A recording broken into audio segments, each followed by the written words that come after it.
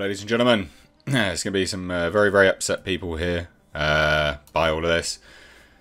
DC's Jim Lee confirms that there are no plans to continue the SnyderVerse, and that's of course post Zack Snyder's Justice League cut. He's saying it's done. He believes it is completely done. It's kind of what we thought was going to be happening anyway, but this is just further confirmation of it. So for those that, you know, were holding out hope and things like that, I get it. This will be upsetting to you. Don't shoot the messenger. We're just diving into a story because this is all at, you know, San Diego Comic-Con, right? So the article notes that this shouldn't come as a surprise after recent revelations, but the Restore the Snyderverse campaign looks to be a non-starter following the comments from DC publisher and Chief Creative Officer Jim Lee. Now, the reason why he's so important is because he works on every single, you know, film in production, right? Like, he's part of everything. So he is important. Like, if he says he believes it's pretty done, we can, you know, take it with an air of certainty to a degree. You know, and I know some people will probably say otherwise, but I would say we could take it with some level of certainty anyway. So Justice League was released in 2017, or the what was it, the Justice League, to overwhelmingly negative reviews. Yeah, pretty much. Joss Whedon's attempts to fix the movie resulted in an absolute disaster. Fans wasted no time in campaigning for the release of the Snyder Cut version of the blockbuster with the release of Snyder Cut hashtag, which is true, that all happened. Now, that movement did a lot of good and bad, although this article says anyway. Their recent claims have suggested that the campaign behind Zack Snyder's Justice League ultimately being released on HBO Max wasn't quite as genuine as we thought, so they're referencing bots. I did a video on that, and loads of people were like, oh, you're dumb, mainstream media says bots are behind everything. I'm like, yeah, but, I mean, have you been on Twitter? Like, bots are everywhere on Twitter.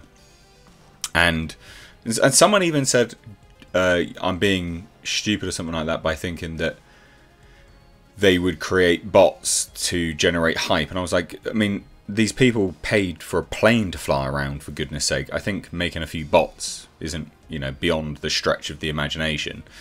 Now, again, I mean, I don't have a dog in this fight either way, but I think to say that there were no bots is a bit naive. No matter which side of the fence you sit on, I just think that's, you know, pure dumb fuckery. But anyway, it says whether the report was accurate or little more than a hit piece is unclear. Loads of people would just say it's a hit piece. I get that. But it only served to drive home the fact that Warner Brothers is done with the Snyderverse, which we thought anyway. And evidence has been there for some time. You know, the Flash movie itself is moving forwards and looking to create a new Batman and things like that. But then there was rumours that the end credit sequence of the Flash was going to feature Ben Affleck's Batman. It's kind of it's all over the bloody place. It really is. So I don't know how much we can say that, you know, how much we can say that this is true or not. But now it says another blow has been dealt to Restore the Snyderverse supporters thanks to comments from DC publisher and Chief Creative Officer Jim Lee at Comic-Con yesterday. So again, San Diego Comic-Con. This is part of my SDCC coverage. Now he says the following: you know, what's amazing is that we spent 2 years in lockdown and here we are back at a convention celebrating the art form, feeling good. True, I guess, yeah.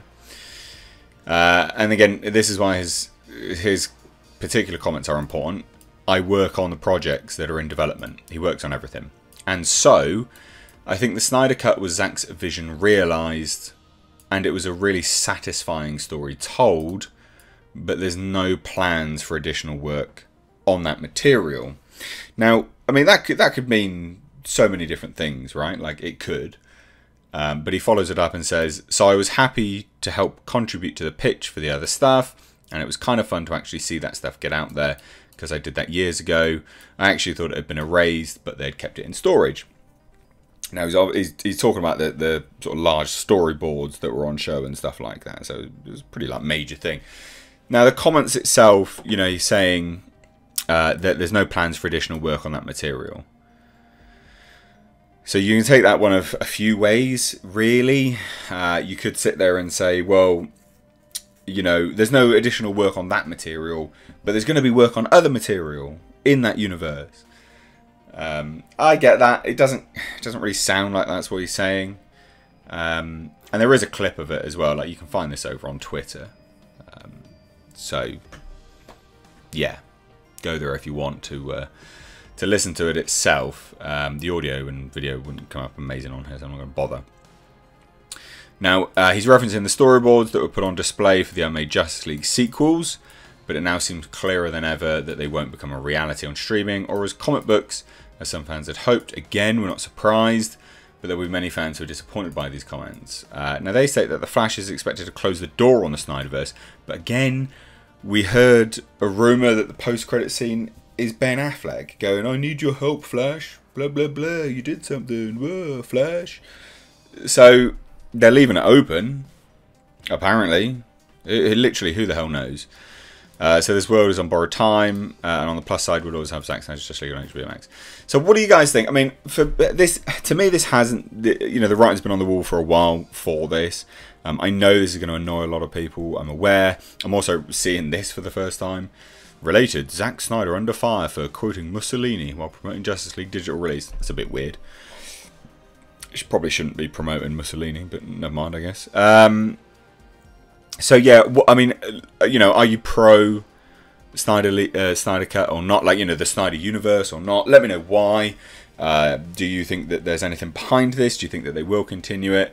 It's still interesting because I don't think Zaslav himself has got, you know, a clear-cut direction on where they're going with DC yet. So I still think that all of this, you know, everything that we're seeing here, you know, there's no plans for work, all of this kind of stuff here, I think can still go one of two ways. I think it could happen still, by the way, ladies and gents. I do still think it could happen. Because I don't think David Zaslav's got a clear-cut direction yet. So, who knows? But maybe this is confirming that he does. So, it remains to be seen. But let me know what you guys think down below. I'd love to hear any and all of your thoughts. Cheers, ladies and gents. Have a great day and stay subscribed to continue with my SDCC coverage. Cheers, bye-bye. Also, ladies and gentlemen, consider checking out my Teespring store. Supporting the channel via this way does go a long way. But also, not only that, you do get to wear some awesome merch. These are one-of-a-kind designs designed for me by my graphic designer. We, of course, have our Clown World line, which is in mugs, hoodies, t-shirts. We've got Space Jeebus. And then for something a little bit different, we, of course, have right down at the bottom right here, we have our Pulsar GTIR. Also, ladies and gentlemen, consider checking out and supporting my second channel, which is Car Nonsense. This is a vlog and car channel. You can find links to this in the description box, along with my Teespring. Please do consider supporting.